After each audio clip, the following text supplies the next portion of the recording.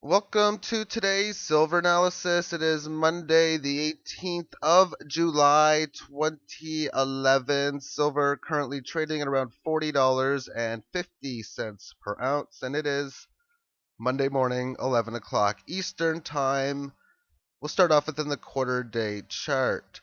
The trend is higher highs and higher lows. Wherever we make the low now will end up being that of a higher low or higher high, excuse me. A lot of times you want to find support at previous resistance. Neither one has been the case because this found support below the previous resistance, but pretty much at it. This one found support above the previous resistance. Last resistance here is roughly in around $39 per ounce. The trend line that I've been going through has the one that connects the period from and here.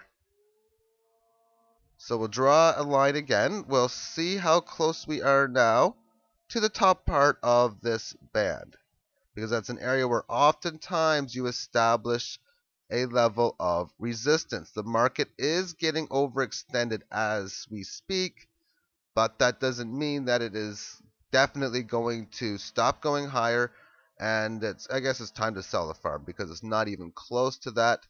The market is in a uptrend, and the next Fibonacci level is roughly around the 42 mark. I think I said off through the week. I can't remember offhand, but it's around the $42 margin. There we go. We got a parallel line. We'll just match it up within here, and it's getting very close now to the top part of this upward trend line. That's an area where you'd expect to find resistance, but that again doesn't mean that you necessarily will. And we'll now move on to all different time frames. We'll start with the most longest term all the way back down to the quarter day, which represents 50 candles, an 18-period average of highs, lows, and closes, and these homemade, very close to Bollinger Bands, which takes the market direction using the average and the volatility to determine where the bands should be. If there is higher volatility, the bands will be further away from each other, and on lower volatility, they will move closer to each other. And within this yearly chart, I don't know why, I even think it's an accomplishment to even come back to this previous high.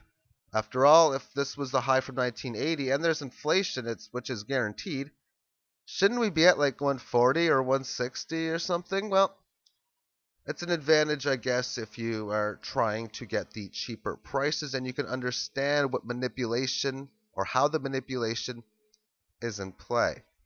Quarterly chart, we've had a little bit of a correction after coming up to the top part of this band, and the market is moving towards the upside. Once again, the top part of this band is $56.12, but then again, these are just numbers that I put together. It's triple the volatility percentage move, multiply the upwards trend. Just that simple. The monthly chart. Well, you had many different hits amongst the top part of this band. That's a total of 7 different months, or about a half a year, that it was tangling within this area. Since then, the market has had a correction.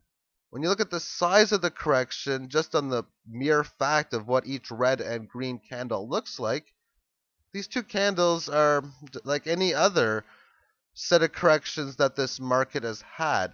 It's had a nice little gain, and you don't expect yet to have a retracement back to the 38.2%.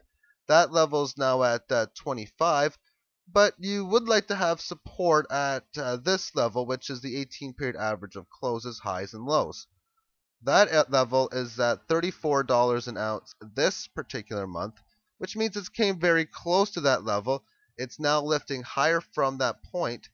And the secret, again, is going to be the 61.8% here to here.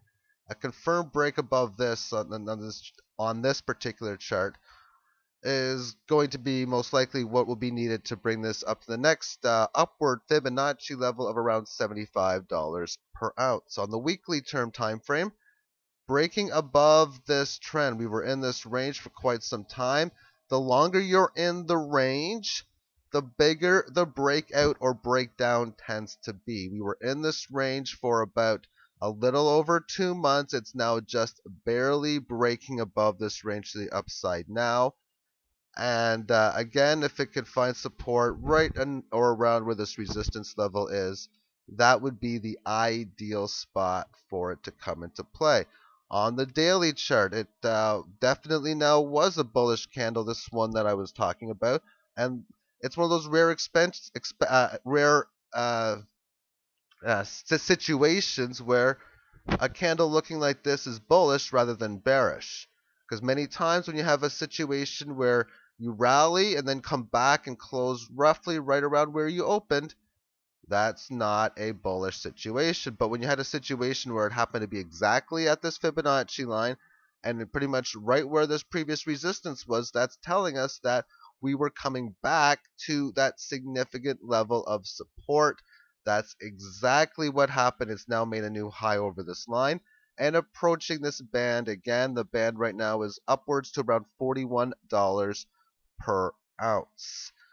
And the final chart will be the quarter day chart. And within this Fibonacci, I was stating that I would expect this line when it's starting to go somewhere in here, which it isn't there yet. And this line would be somewhere up towards here. Therefore, the market really needs to break above 41 for this to be the case. And I think there's a good likelihood this happens only because coincidences seem to happen way too often. It's only a coincidence when these 38.2 and the 61.8 level reach the significant support resistance levels that are the big ones, if you will. Right now, this is not at a big level, and this one is.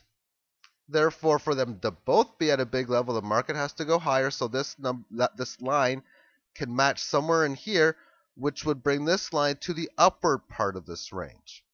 It's a coincidence that it seems to always be the case, but you could use this as an advantage to determine, do we have a little bit more leg room higher? There's still a lot more room up towards the top part of this band.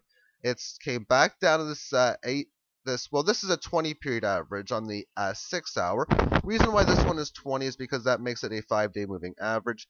So we are seeing a rising 5-day moving average, which makes this a bullish trend on the intermediate term. And thank you for watching. Take care.